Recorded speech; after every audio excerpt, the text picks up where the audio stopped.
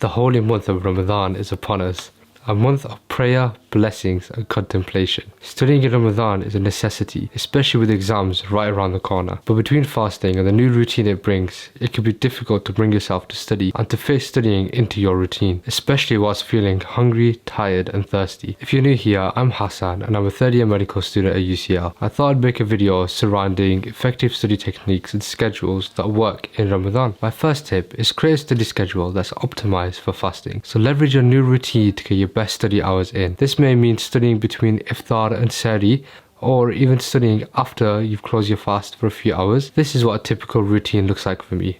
At around 2 AM, I'll head down to prepare and eat suhoor or sahri, and then around 3 AM I'll head back up, I'll close my fast and pray fajr. From 3:15 till about 5:15, I'll study for 2 hours, sometimes going a bit longer. I'll then sleep around 6 o'clock after chilling in bed for an hour and wake up around 2 PM. After lounging in bed for another half an hour, I'll jump out and take a shower about 2:30 to get ready for about 3 o'clock. I then study from 3 till 6 with breaks in between of course, and then I chill from around 6 o'clock till 11 o'clock where I'll have iftar, I'll pray maghrib and tarawih, then I'll start studying again from about 11 o'clock till 2 o'clock. So in total this gives me about 7 hours and 45 minutes of productive time. But obviously this whole time isn't spent studying, there are a lot of breaks in between, and I highly recommend taking slightly longer breaks than usual so you don't overwork yourself during this month. On that note, my next tip is don't work hard, work smart. Ultimately, we have limited energy and we need to be smart about how we use it, especially during this month where we want to spend more time and have more of an emphasis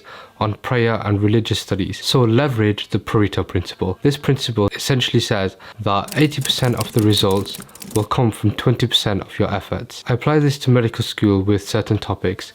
To get a good grasp on a topic, it may take me 3 to 4 hours. But then to learn that topic in really intricate detail, beyond the scope of my exam, it would take me an infinite amount of time, 10, 15, 20 plus hours. So my method is to get a good grasp on all the topics that I need to know for my exam, starting from the ones I'm least confident with. And this way, I'm always maximizing my work and I'm using the Pareto Principle by not spending an insane amount of time on each topic that may not lead to marks in my exams. Find your 20%. Is it those 3 topics that always come up no matter what? Or is it that essay structure that you need to learn that will help with all your essays?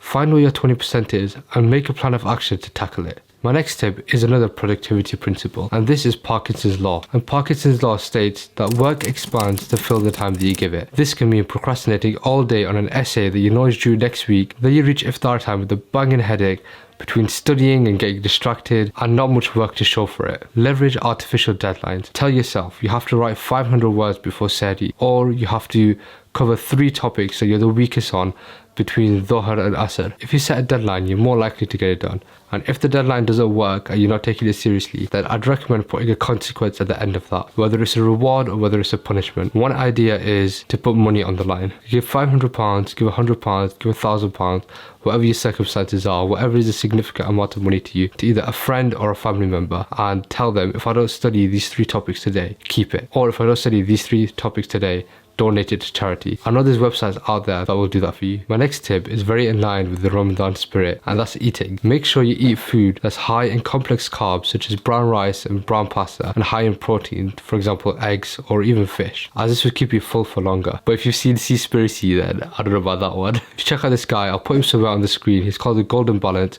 and he gives amazing recipes. Also, drink a lot of water between iftar and sahri. Don't leave it last minute. Don't try and chug down a litre of water, you're just going to pee it all out 5 minutes later. Between this time, I usually try and drink between 1.5 litres and 2 litres of water. Don't be that guy that has a takeaway and a can of Coke for sahri, because this will be you in 5 minutes.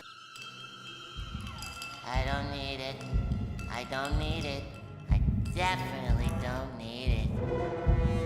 I need it! Fasting can feel like a huge excuse for not studying. Between the trifecta of being hungry, tired and thirsty, it can be very difficult to bring yourself to actually sit down and study for a few hours, even if you do make the time for it. Group study is an amazing way to stay accountable and to get the work done whilst also being in a really nice, calm, relaxed environment. Relaxed being the key word. I'd recommend setting up a really nice study area with candles. You can have some lo-fi beats in the background if you're in person with your friends and family, or a cheeky Zoom sesh if you're online. I've done these so many times and I always find them so productive. If you enjoyed this video, subscribe here, drop a cheeky like, check out this video for more study tips.